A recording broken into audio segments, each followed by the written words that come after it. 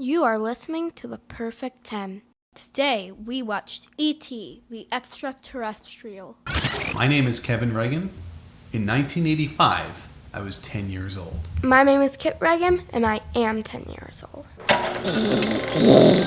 phone home. Where's he from? Uranus? This is reality for him. Is he a pig? Sure eats like me. I'll be right here. E.T. the Extra-Terrestrial, or simply E.T., is a 1982 American science fiction film produced and directed by Steven Spielberg and written by Melissa Mathison. It tells the story of Elliot, a boy who befriends an extraterrestrial dubbed E.T., who is left behind on Earth.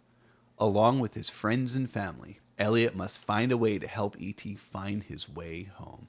The film stars Dee Wallace, Henry Thomas, Peter Coyote, Robert MacNaughton, and Drew Barrymore. A troubled child summons the courage to help a friendly alien escape from Earth and return to his home planet. Distributed by Universal Pictures, it was released at the Cannes Film Festival on May 26, 1982, and in theaters in the United States on June 11, 1982. The original budget for this film was $10.5 million. Its box office, $729 million. Critically, this is oftentimes listed as the best film ever mmade. Kit is playing with an Etch-a-Sketch. If you were playing with a speak and spell, I feel like it would be okay. But playing with an it doesn't work for this one. All right, Kit, so let's talk about E.T. You have a list of names, and you look things up differently than I do. I think you use, like, Google algorithms and stuff. I use Google. Okay. Actually, Chrome. So when you use Chrome to look things up, you're actually looking up the way other people look things up. So you're not getting, like, billings. So, you know, we said starring Dee Wallace and Henry Thomas and Peter Coyote, and obviously they're listed that way because Dee Wallace was the most established and Peter actor. Coyote is last on the list. Right, so give us your list, because your list cracked me up. Okay, should I just say all of it? You know what? Can I? Well, hold on. Normally I would say no, but I saw some of the names, and it's so crazy. But yeah, go ahead. Okay, so Who's number one on that list? Gertie, Right, played by, do you remember who? played by Drew something. Drew Barrymore, yeah. And that makes the most sense because she is the biggest name to come out of that film. Who else is on your list? And in what order? Who's number two? Elliot. Okay, and that makes sense. He's the star of the movie. And we also know that Henry Thomas has had kind of a revergence in his career with a lot of the horror stuff he's been doing, which is excellent. House on Haunted Hill. That's not what it's called. The Haunting of Hill House. Excellent and worth watching. Who else? Keep going. Hit your list. And then there is Man in Tube. Man in Tube. Why does that get number 3? Great question. Okay. Do you think that refers to the end when Michael steals the van? Yeah. Well, there were 2 people in that tube. What about second Man in Tube? I don't know, but he's also on there again. Oh, that might be why then. Wire-taped neighbor. Oh, he had 2 roles. The actor, you mean? Yeah. What's the actor's name? Corey Burton. Corey Burton. Good work, Corey. Keep going with the list. I'll stop interrupting. Nurse Zombie ... Okay, I do have to interrupt. Only because when we were kind of prepping this episode, Mommy and I were talking, and we were always under the impression that E.T. was voiced by an actor named Deborah Winger. Oh, that's her. Okay, right. So Deborah Winger is one of 16 people that did the voice to E.T., which we'll come back and talk about later in the episode. But Mommy looked it up and she said, Deborah Winger plays zombie nurse carrying poodle. And we were like, what the hell does that mean? That's not in this movie. It is in this movie. Do you know when? If you think really hard about it, you might come up with it. When do you see creepy, weird people like that? What time of year? Exactly. Halloween. Yes. So Deborah Winger was a nurse walking down the street, and you see through E.T.'s, eye holes as the ghost. All right. I swear, this time I will stop interrupting. Hit it. Medical unit member 14. 14. I interrupted. Kit just pointed at me like you just interrupted. I'm sorry. Go. Policeman. Pretty Girl. Medical Unit Member 16. Medical Unit Member number 5. How many of those are they going to go through? I don't know. Medical Unit Member number 7. You can skip all medical unit numbers. Scientist. Yeah. Ultrasound Man. Okay. Government Agent. E.T. Wait. I'm so sorry. What billing on your list is E.T.? Number 16. What? His name is in the freaking credits, and he's number 16. Yeah, credits. Well, yeah, but His name is, you're right, is the title. Listen, I'm looking at IMDb, which does list them as, dude, E.T. not listed at all. What? E.T.'s not listed. Really? I'm looking. No, so Pat Welsh Maybe, is... it's called E.T. Of course E.T.'s in it. Nobody has to know. Yeah, no, it is. It's way down. So 1, 2, 3. I don't want to count on this. That would be so boring. But it's somewhere in beyond 20. So that is so funny to me. I will tell you, the medical unit people. There were a lot of medical people. They all came from USC Medical. They were actual medical personnel and students and such because Steven Spielberg felt that having a bunch of actors give a bunch of medical jargon was going to sound goofy and weird. So he'd rather just have actual medical personnel. And because, which I never realized this until this viewing, you never see the faces of almost any adult in this movie. Somehow there's a picture of almost all of them, except for the ones that have Pac-Man eating a triangle. Yeah. Right here. Yeah, that is a Pac-Man eating a triangle. That's the Google default when there's no picture of the person. Let's see. Van Man. Science teacher. Greg. Good old Greg. You're so immature. And you're such a Cintus suprimus. Zero charisma. Cintus suprimus. Zero charisma. Cintus suprimus. Shut up, Greg. Everyone hates Greg. Wiretaped neighbor. Student. Michael. Mary. Nurse. Pizza Man. There is one that has a very long name. What's their name? Their name is Bearded Clipboard Wielding Medical Unit Member. Yep.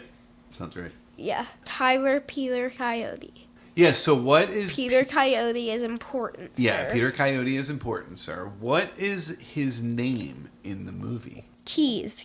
Keys. Why do you think that's his name? They don't really name him. They never name him, but do you remember the first time we see him? What do we see hanging from his belt? Keys. Yeah. What did you think of the movie, Kit? It was alright. I liked it. Yeah. Solid. We've watched 4 movies. Where would you rank this amongst Pee-wee, Goonies, and Back to the Future? I think number 1, Pee-wee. Number 2, E.T.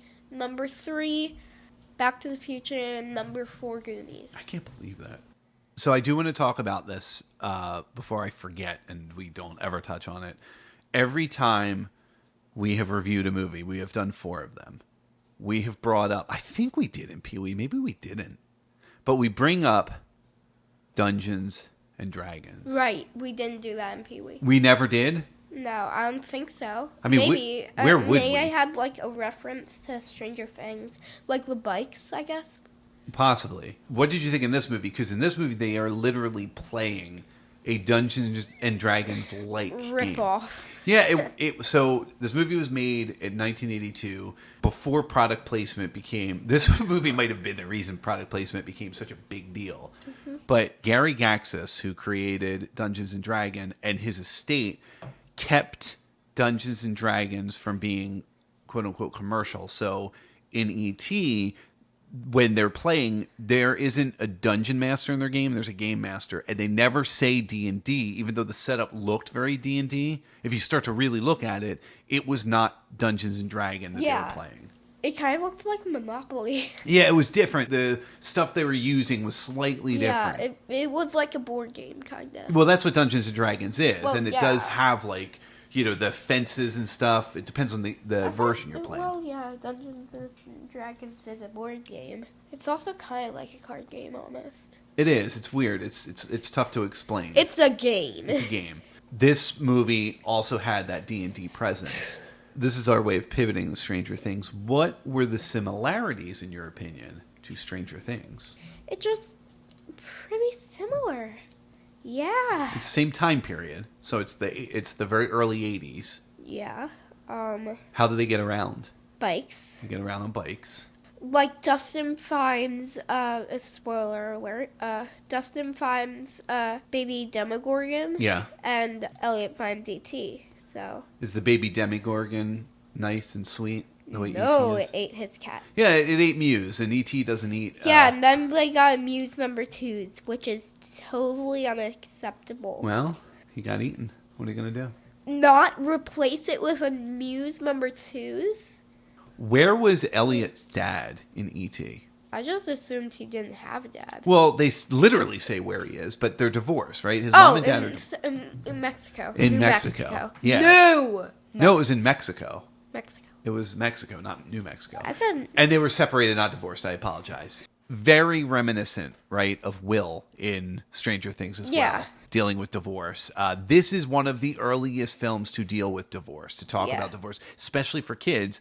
The reason being that Steven Spielberg himself, his parents went through a divorce. Oh. Some of the other product placement that is in this film, obviously, we see a lot of Star Wars. We see Star Wars action figures, which Elliot plays with. And that's because Steven Spielberg's good friends with George Lucas, so he was given permission to do that. What are you writing over there? So you're not even... I thought maybe you were writing E.T. on your Etch-a-Sketch. I did write hi. That's different. When we watched this movie this time around, I realized that they never name any kind of authority figures. I don't recall seeing FBI logos on anything or any kind of police. It's obviously we know. Well, where is police? Right. Well, we don't know what they are. They're just. It's almost like the Men in Black concept because there are people in black suit and ties who come in.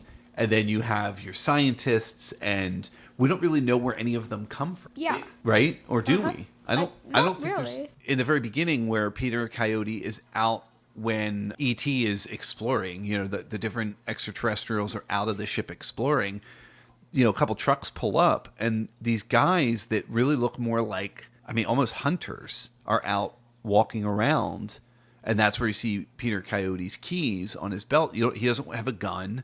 I don't think any of the guys at that point had guns. He'll, like, stab you with a key. I think they had guns. Did they in the beginning? Yeah, they had guns. Okay. That's actually important to note. E.T. underwent this weird edit, I think when it was released on DVD, where guns were removed from the film, especially in the end of the movie, and walkie-talkies were put into the government agent's hands, which was weird. And this is the original. We watched the original 1982 theatrical release with lots of guns. Very American. Yeah. So, who's Steve? Who is Steve? He's one of the guys. Steve, if I'm not mistaken, is the actual game master when they're playing. He is John Fry. Okay. Yeah, I believe Steve was probably the game master when they were playing. He's one of the gang. When they're escaping... And Michael pulls out in the van. He says, get the bikes and meet us at the playground. Oh, yes. It's Steve he's talking to. Yeah. E.T. The boy's condition is stabilizing. His blood pressure is coming back up. E.T. Elliot. He's talking. E.T. Stay with me. Please stay. So you are sick right now. Yeah. So you're like Elliot towards the second third of the film. Why did you... He's sick. He gets Does sick. Elliot have, like, a bowl cut or something? He does not. That's exactly how I wore my hair when I was that age. That's how your hair was cut when you were... Yeah, and now you're bald. You think that's why? Mm-hmm. It's very possible. So I want to talk a little bit about how Steven Spielberg makes this film specifically. Yeah. When you shoot a movie, do you shoot the movie chronologically or do you shoot the movie in a whole bunch of different parts and put it together? Typically. How do we shoot? Like when we do Black different Cats. parts. Yeah. Yeah. So when we shot our series Black Cat Society, we shoot different scenes and we put it together and you have your narrative from start to finish. So when most movies are filmed, obviously, that's how they're filmed. especially because of weather, and you may only have actors on certain days, especially if you're a big name actor. When they filmed E.T., Steven Spielberg wanted to shoot it chronologically, and for the most part, he did. And his reasoning was, working with young actors, with these kids, he wanted them to experience that emotional arc of the film while making that film, which makes sense if you think about it, especially for little kids. Yeah. So when E.T. says goodbye and they're all very emotional, that was the end. That was them saying goodbye to E.T., and they were all very emotional. Yeah. Another thing that Steven Spielberg did was shot at children's eye level. Do you know what that means? No. So he shot most of this film lower, so that it was yes. It doesn't play on a podcast to do that. Child, he's But- so short. Yeah, but that's why he did it, and that's also why a lot of times heads of adults are cut off, and you don't see them because it's from the point of view of kids, and that's to truly make this a story about the kids, not about the adults. You know, the mom doesn't even know about E.T. until so far into the movie, right? Yeah. I liked when E.T. was going, although it took a while for him to go. They were like, going up the ship, but I'm going to say goodbye, but going up the ship, but I'm going to say goodbye again. Can you say E.T.? E.T. E.T. E.T. E.T. E.T. Be good. What was the candy that Elliot used to lure E.T. to his house? It was Reese's Bits, because Reese's M&Ms Bits. was like, nah. Yeah. Well, too bad, M&Ms. Too bad, M&Ms. Yeah. So, do you know who makes Reese's Pieces? What company? Mm-mm. You've been there. You've been on their rides multiple times. Are you spelling it in the air? How's that going to help anyone listening at home? Hershey. Correct. Park. Yeah. Hershey's. Yeah, with my cousins. Yes, you've been to Hershey Park with your Am I cousins. allowed to say their names? Yeah, if you can, I'll bleep them out. Oh, Go ahead, say it. Olivia and Sammy. Now, if I bleep that out, it sounds like you cursed. Olivia and What did you think of the cursing in this movie? There was cursing in it? Oh, you didn't notice? I didn't know this. There's a lot of cursing, actually. Oh. Wait, did Elliot curse? Elliot did once or twice, not a lot. Okay. Michael did a lot, and the boys did. Tyler did, and Steven did, and Greg did. When I think of like Stranger Things, especially the first season of Stranger Things, I would be willing to bet, because none of the kids in Stranger Things say the F word in the first season, and I'd be willing to bet that the curses in E.T. were the same curses used. Like they said, okay, these are the curse words we'll use. And those are, they say, I'm not going to say them because this is a, general audience podcast. But, well, I could say them and then I just bleep them. So they say, and they say, and they say, and they also say, Elliot! which is a bad one. In Stranger Things Season 1, they could only say a limited amount of curse words. Yeah. And Steve Harrington. Yeah. Joe Keery was like, can I say, like, what the hell here? And he couldn't because they were like, say that. Yeah, the Duffer For the Brothers kids. are like, yeah, we want the kids to do that. Yeah. Yeah. Pretty cool, right? Steve got to say curse words in the second season. Yeah. How old do you think E.T. is supposed to be? There is an answer to this question. I wish he was like 2, but 2. Okay. he's probably like 12. Okay. So there's a novelization of Is the he movie. 72? Way more than that. 464? Way more than that.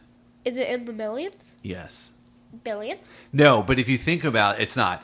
He's for every year that Elliot is, he's about 1 million. So how old do you think he is? Elliot's like 11. Yeah, he probably is 11. But so 11 million? 10 million. 10 million. Yeah. There's a novelization of the movie written by William Coatswinkle. Coatswinkle? And Is his coat wrinkly? yeah. It's it's winkly. It winkles. It winks. And in it, they say that E.T. is over 10 million years old. So maybe he's about to have a birthday. It's his 11th millionth year. What did you think of the music? This was a little different because so far when we've done any of these movies, we could go to a song, right? We could go, oh, there's this song and that song. This movie doesn't really have a song as much as it has like a score written by John Williams. Yeah. Kit, tell your story. I have Go a ahead. joke. With, It's not a joke. Now it kind of is. Well, it's a joke in our family, but go ahead and tell your story. Yeah, with my cousins Brianna Yeah. and my uncle and my aunt. Yeah. Who live in Florida. I don't know if I can say that, like, You can- address or bad. Yeah. I think the 6 people who listen are some of those people, so I Oh. think you're fine. Only 6? Aw.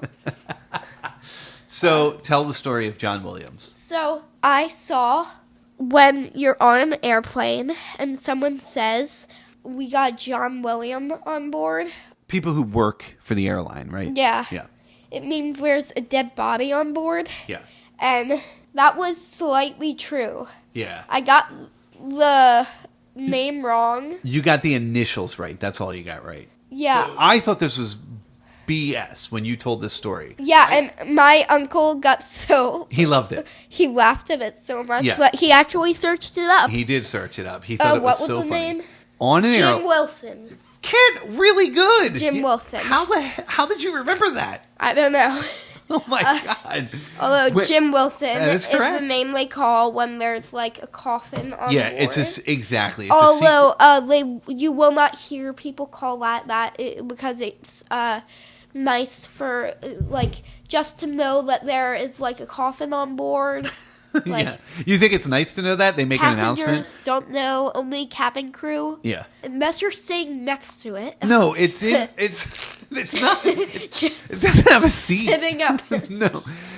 So, oddly, we can kind of pivot from talking about Jim Wilson on an airplane to talking about when E.T. dies in this movie.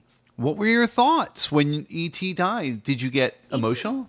Well, He okay. left. He didn't die. He doesn't die. But like when Michael finds him down by the river and he's white, and that's where the medical people show up, and it's like, oh my God, this alien, and he's dying, and then Elliot thinks he's dead. I didn't really cry there. You didn't really? Did you have any tears at all? No. If you looked at me, I was bawling, dude. I was sobbing next to mommy. I was sitting there. I did look at you though. Did you see me crying? No. Well, we had the lights off for a reason.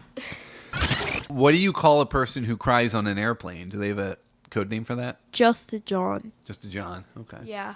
Not William, just a John.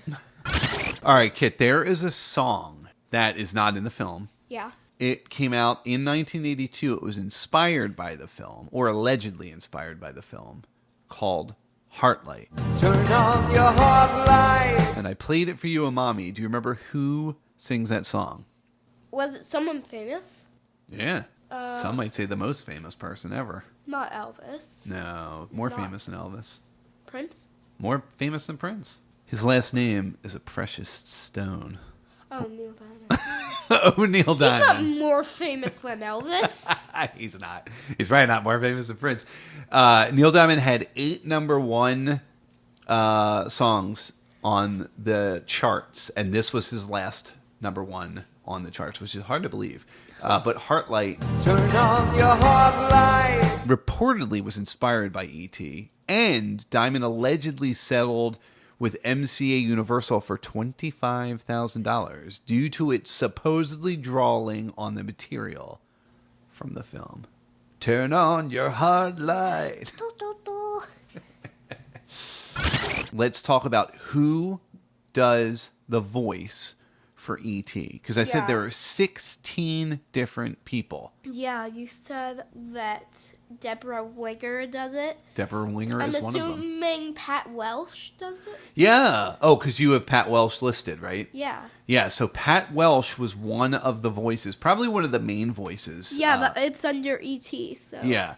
She smoked about 2 packs of cigarettes a day. Ooh, And that's really bad. Plus, if you it's didn't, very bad. you would save a lot of money. What do you mean? If you didn't buy 2 packs a day, Oh, you would, especially now. Back then, yeah, they you weren't would as save expensive. so But yeah, much money. without a doubt, yeah. So Ben Burt was the sound effects creator who kind of cobbled together all of these voices to make E.T. E.T. So yes, Pat Welsh is often credited as E.T. because she provided the most. She sat in a sound booth for like 9.5 hours recording. How much do you think she was paid for her gig as the voice of E.T.? 9.5 hours work. So now she probably was working on the film a lot more than that, but I don't know. $380. Really? You think that's a lot of money Yeah. for a movie? Yeah. Nice. You should work for the studios then. You sure as hell aren't going to work for the unions. Oh. Okay. Just fire me. Fire you. You're fired, Kit. So there were 16 various animals and people. These included Steven Spielberg himself, actress Deborah Winger, Ben Burnt's wife while she was sleeping with a cold, and he also uses raccoons, otters, and horses to voice E.T. Oh. Because keep in mind, remember when E.T. would Okay. yell and scream? E.T. was physically played by various actors, including some little people and an 11-year-old boy who did not have legs. Oh. And the scenes where E.T. falls over, it was typically him. His name was Matthew Demerit. And it was typically him in a rubber E.T. costume. Oh. There was also a mime, whose name I don't recall, who was the hands for E.T. oftentimes when you would just see the hands. Oh, okay. One of the things I didn't recall until watching this movie again is how linked E.T. and Elliot become. And I had totally forgotten about the scene in which E.T. is left at home. Very reminiscent, by the way, of when Eleven in Stranger Things is left at home when Mikey has to go to school, right? Mike goes to school. Yeah. And that's where Eleven kind of explores the house and watches TV and learns to talk a little bit. So it's got a little bit of Splash and it's got a little bit of E.T. happening in there. With this, though, E.T. does what any 10-million-year-old would do. Starts drinking beer. Yeah. And what happens to Elliot at school? He gets drunk. He gets drunk because Yeah. they're connected. Also, I did find the question. Yes. What is E.T.'s real name? Jim Wilson. No, Shrek. Shrek. Somebody once told me the world is gonna roll me. No, Z-R-E-K. Shrek. Let me see. No, how do you say it? You're right. And it's probably Shrek. So I just looked this up. In the script, that is accurate. Uh-huh. That's actually really cool. I didn't know that. I will tell you another thing, which again, this goes to that Lucas-Spielberg friendship. There is a Star Wars character. I don't think he is a typical Jedi, but he is Force sensitive in Star Wars, and his name is Zrek. So they reuse that name later. That's really funny. I didn't know that. Wow. Just some quick little things. Carl Rimbaldi was the effects wizard who did E.T. He also worked on classic films such as King Kong and Alien. I will tell you this, which will not mean anything to you, but it will mean something to people listening to this. E.T. was the highest grossing movie of all time. It hit that point somewhere around What about Poltergeist? 1982, not even close. So somewhere around 1982, it hit that point. It had knocked off Star Wars, which had knocked off Jaws, which had knocked off The Godfather. So there it sat alone, E.T., for 11 years. Can you name the movie that knocked E.T. off the highest grossing film of all time list? Avatar. 11 years later. That is way more than 11 years. Oh. It's also a Steven Spielberg movie, Oh. and it's got dinosaurs in it. Oh. Jurassic Park. Welcome to Jurassic Park. Blew me away that it was only 11 years later. So, Kit, now we come to the question. Knowing that you didn't rank Pee-wee as a perfect 10, I forget the number you gave it. I gave it like an 8.5. I think that's right, yeah. Is this a perfect 10 even though you ranked Pee-wee above it? It's between 5.5 and 6. What? What is wrong with this movie? Is so good. So good. At least I didn't put it at 1. or 0.5 or negative 74.5. No negatives. No negatives. Negative 0. Fine. There you have it. That's the watch, read, play, listen theme song now. Kit, let's do a quick watch, read, play, listen. What are you watching these days? I just recently watched Annabelle. Was not too good. No, you're going to learn that a lot of horror films are not too good. Yeah, Stranger Things is excellent. I know, dude, but you started off watching like the holy grail of horror. All right, so Annabelle you watched recently. Yeah. What are you reading? I am reading a new Cat Kid Comic Club book. Oh, cool, yeah. Yeah, it's pretty good. That's Dave Pilkey, right? Yeah, Dave Pilkey. Of Captain Underpants fame and... Like Captain Underpants, Dogman. Cat Kid Comic Club. Yep. It's pretty good. Watch, read, listen, play. What are you playing? You got any games you're playing lately? I know a game you're playing. What? With the New York Times with Mommy every day. Oh, yeah, Connections and Wordle. I'm actually on Connections right now. Are you? Mommy and Yeah. I did it this morning. What is it? I'm not telling you. You got to do it. I don't understand it. I'm trying to put color cut blowout. I thought that too. It's not. I thought that too. Really? Yes. I thought it was color cut blowout sweep. Like a sweep of the hair. And Mommy's like, that's not a thing. And I was like, I don't have hair, so what would I know? I thought it would be color cut blowout and tan, like a spa treatment. Yeah. Oh. You're going to have to it's keep not working that. it. Keep working it. What are you listening to? Do you have any music you're listening to lately? Not really. Yeah, for your spring concert. What do you listen to get ready? Oh. I'm listening to Ripple. Ripple. Who's that by? The Grateful... The Grateful Skull. Dead. The Grateful Dead, yeah. That's crazy to me. What an amazing music program you're part of. Yeah. Support music programs in schools. Turn on your hot lights. If you want to write to us, you can tell us what you think we should watch. You can tell us if you think some of the things we said were wrong. You can tell us if you think some of the things we said were right. You can write to us at Perfect10 The Podcast. That's Perfect10 TEN The Podcast at gmail.com. You can follow us on Facebook and Instagram, The Perfect 10 Podcast. That's 1010, The Perfect 10 Podcast.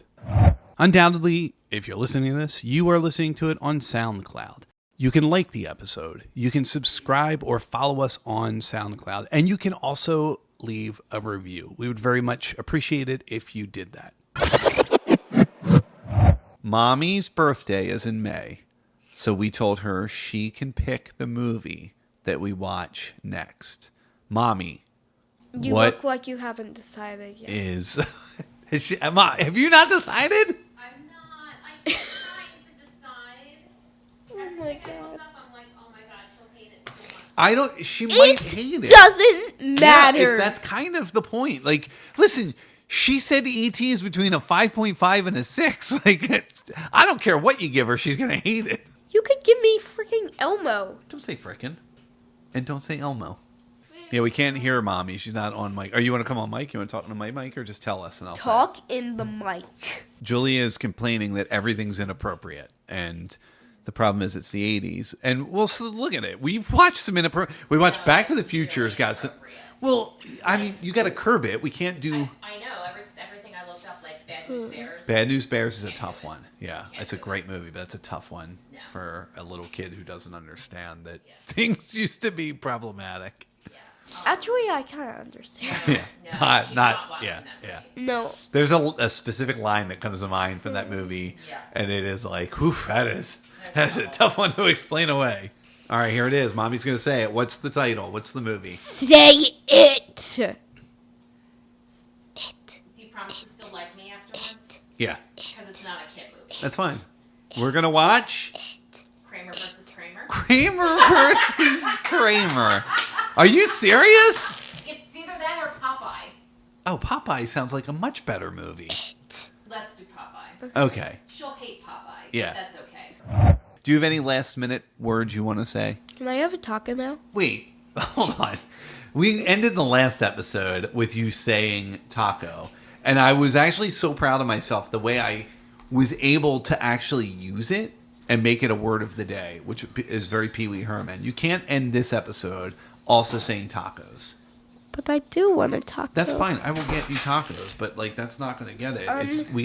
You gotta cleverly say something to end this episode. Coke. You're terrible. You could have said, "I'll be right here," which is E.T. I prefer Coke. E.T. phone home. Where's he from? Uranus? This is reality, Fred. Is he a pig? He sure eats like me. I'll be right here. Turn on your hot light.